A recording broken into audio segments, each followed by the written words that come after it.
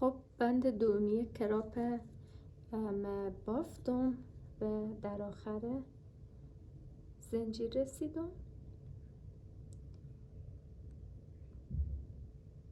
232 زنجیر بود و در هر زنجیر یک پای نیمه بلند بافتم، یکی در میان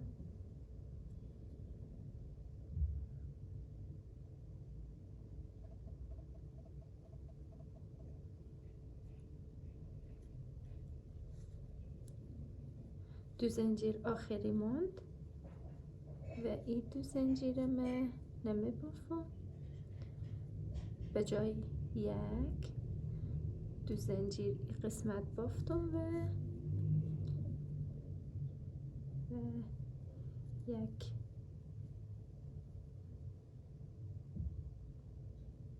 پای یک بست میزنم و یک بست بعدی هم میزنم.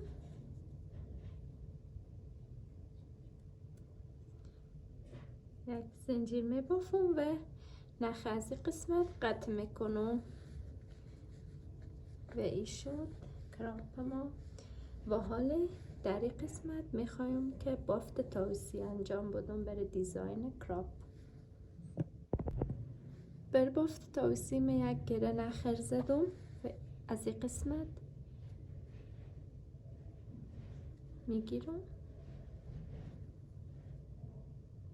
در این زنجیر و نخ کش میکنم و 3 زنجیر، 1 2 و 3 و این قسم زنجیر تر میدم و در اولین زنجیر که بافتم یک بست، یک بافت نامرئی یا بست انجام میدم.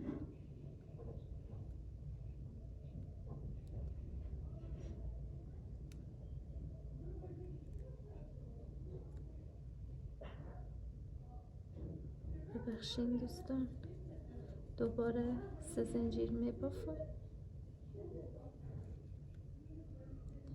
1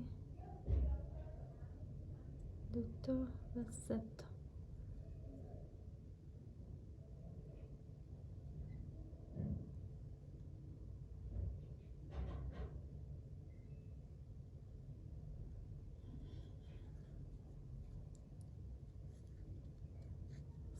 و 5 تا پای کوتاه میبافم بعد از بافت تاوسی. 1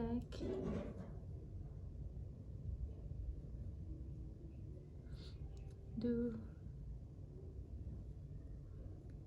3 4 و 5. پنجم که بافتم باز 1 2 و 3 زنجیر میبافم و این قسم کمی در میدم و در پشت زنجیرها یک بافت نامرئی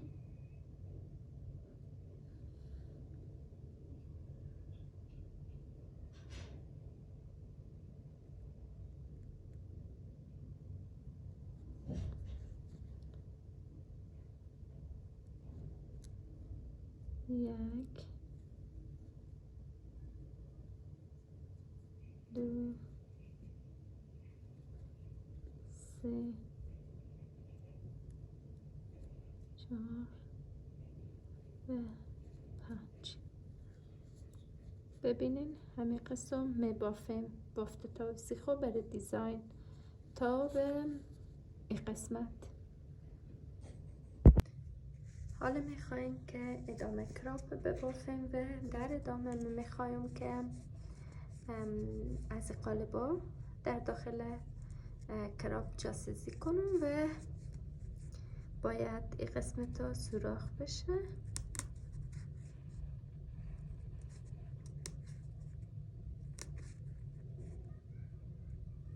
سوراخ ها فاصله دار ایجاد میکنیم.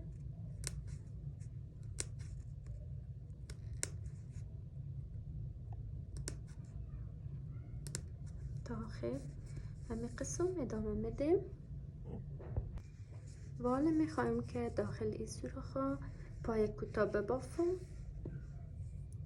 قلابه میگیرم، یک گره محکم ایجاد میکنم.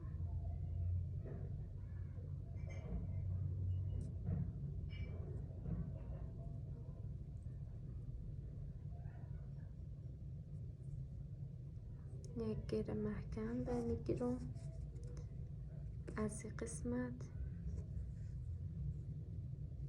قسمت میگیرم و شروع میکنم به بافتن پای کوتاه. در هر افره یا در هر سوراخ 2 پای کوتاه میبافم.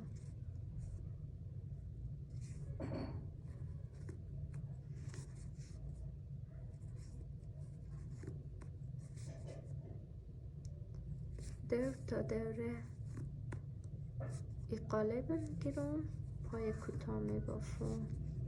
در هر افره 2 پای کوتاه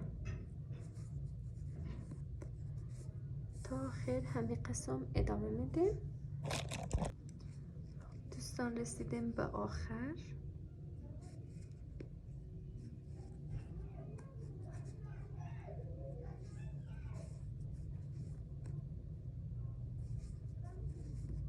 میگم آخرین پای کوتاه. حالا من نخ بلند قیچی میکنم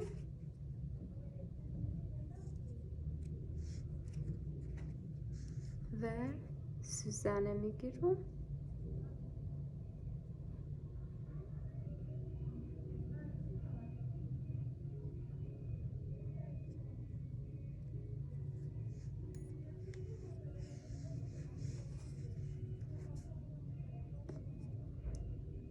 از این قسمت میکشم که بستشه و شروع میکنم به دوختن.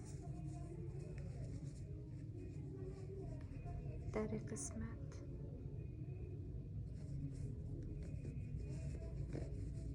جابجا میکنیم برابر شه و از این قسمت ها زنجیر شروع به دوختن میکنم.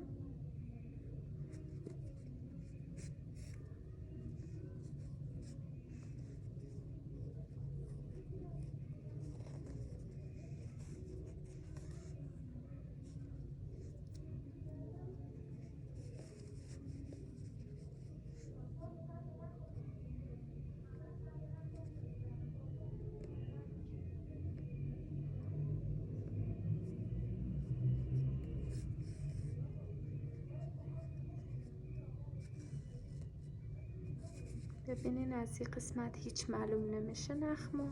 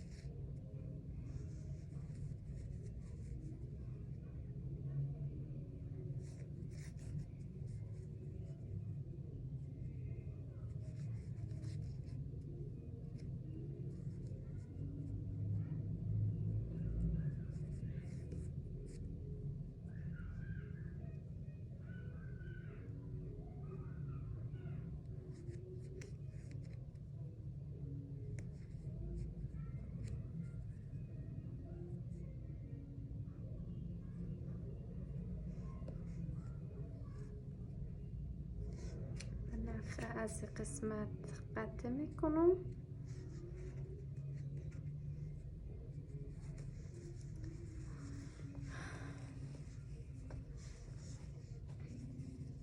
دوستان این شد کراپ خیلی جذاب و خیلی مقبول.